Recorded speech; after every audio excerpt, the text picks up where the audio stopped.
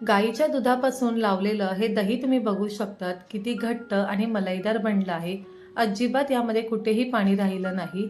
इथे आपण दही मातीच्या भांड्यामध्ये जराही न लावता जे सिरामिक पॉट आहे, कुल्हड आहे त्यामध्ये आणि माझ्याकडे एक जो डब्बा होता ना त्यामध्ये मी लावला आहे. तरीसुद्धा बघा अगदी चाकूने तुम्ही कापू शकाल किंवा वड्या पडेल इतकं घट्ट हे दही लागलं आहे.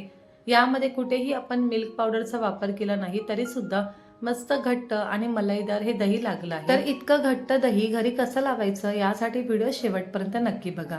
नमस्कार, मी वैशाली तुम्हा सर्वांचं आपल्या माऊलीज किचनमध्ये अगदी मनापासून स्वागत करते. तर दही लावण्यासाठी आपल्याला दूध इथे लागणार आहे. त्यासाठी मी गोकुळचं जे फुल क्रीम दूध आहे ना ते अर्धा लिटर घेतलं आहे. इथे तुम्ही म्हशीचं दूध न घेता फक्त या गोकुळ दुधाचा जरी वापर केला किंवा कुठलाही जे फुल क्रीम दूध असतं ना त्याचा वापर केला तरी सुद्धा दही मस्त आणि घट्ट लागतं. तर अर्धा लिटर या दुधामध्ये जराही पाणी घालायचं नाही आणि दूध अगदी मस्त असं सुरुवातीला आपण गरम करून घेणार आहोत. खूप जास्त उकळवून घ्यायची गरज नाही. तर इथे चमच्याने फक्त हलवत राहा म्हणजे दूध खाली लागलं जात नाही. आणि बघा इथे दुधाला छान उकळी आली आहे आणि यानंतर आपल्याला मंद आचेवर फक्त साधारण मिनिटभर हे दूध असं हलवत राहायचं आहे आणि छान उकळवून घ्यायचं आहे. यापेक्षा जास्त आपण ठेवणार नाही. तर बघा मिनिटभर झालं आहे. तर इथे दूध चांगलं उकळून घेतलं आहे. आता मी गॅस बंद करून घेणार आहे. तर आता आपल्याला दही लावण्यासाठी इथे हे जे दूध आहे हे खूप गरम आहे किंवा यातून वाफ निघत आहे. त्यासाठी इथे मी वाटीनेच हे दूध हलवत राहणार आहे जेणेकरून काय होणार की दूध थोडंसं लवकर थंड होईल. म्हणजे आपल्याला खूप सुद्धा कोमट हे दूध नको आहे.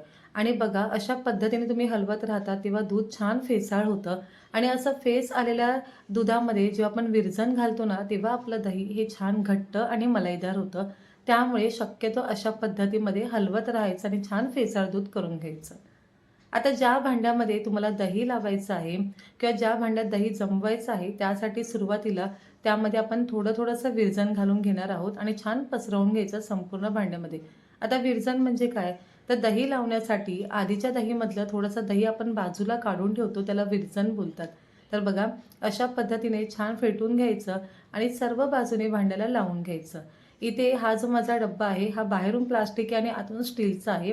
असा आहे हा डब्बा आणि इथे हे जे आपल्याकडे बऱ्याच लोकांकडे असं कुल्हड असतं यामध्येच मी दही लावणार आहे. मातीच्या भांड्याचा वापर नाही केला तरीसुद्धा अशा भांड्याचा वापर करून आपण घट्ट दही इथे लावणार आहोत. तर दही लावण्यासाठी दूध किती गरम असावं तर बघा यामध्ये तुम्ही बोट घातल्यावर त्यातला गरमपणा तुमच्या बोटाला तुम्ही म्हणजे सोसावू शकता किंवा तुम्ही तेवढा झटका सहन करू शकतात इतकं हे दूध गरम असावं. खूप जास्त थंड दुधामध्ये दही लावलं तर ते व्यवस्थित लागलं जात नाही आणि खूप वाफ निघेल अशा दुधाचं आपण दही लावायला गेलो तर ते दही आंबट होतं आणि त्यामध्ये पाणी खूप जास्त राहतं. आता या दुधामध्ये मी अर्धा चमचा दही घातला आहे आणि वाटीने व्यवस्थित ते छान मिक्स करून घ्यायचं आहे. तर बघा सर्व छान मिक्स करून घेतलं आहे. आता ज्या भांड्यामध्ये आपण दही लावणार आहोत त्या भांड्यामध्ये हे दूध आपण घालून घेऊ. दोन्ही सुद्धा भांड्यामध्ये मी ते दूध घालून घेतल्यावर चमच्याने फक्त व्यवस्थित ते आपल्याला हलवून घ्यायचं आहे. आणि आता यावर आपण प्लेट ठेवणार आहोत आणि रात्रभर हे असंच बाजूला ठेवून द्यायचं आहे. अजिबात त्याला हात लावू नका किंवा इथून तिथून हलवू नका नाहीतर दही व्यवस्थित लागलं जात नाही. आता आपण दुसऱ्या दिवशी बघूया की आपलं दही किती छान हे जमलं आहे ते.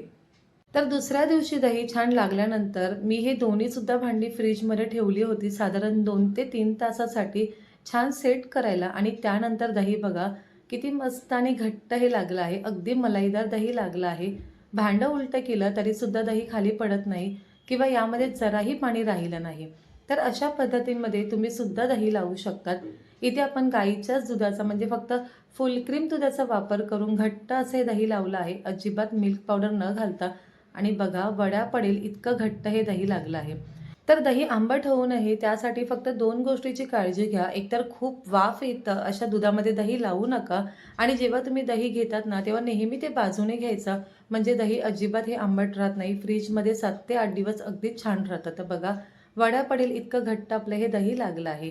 रेसिपी कशी वाटली मला नक्की कळवा आणि तुम्ही सुद्धा अशा पद्धतीमध्ये दही लावून बघा. पुन्हा भेटूया अशा छानशा आणि नवीन व्हिडिओसोबत.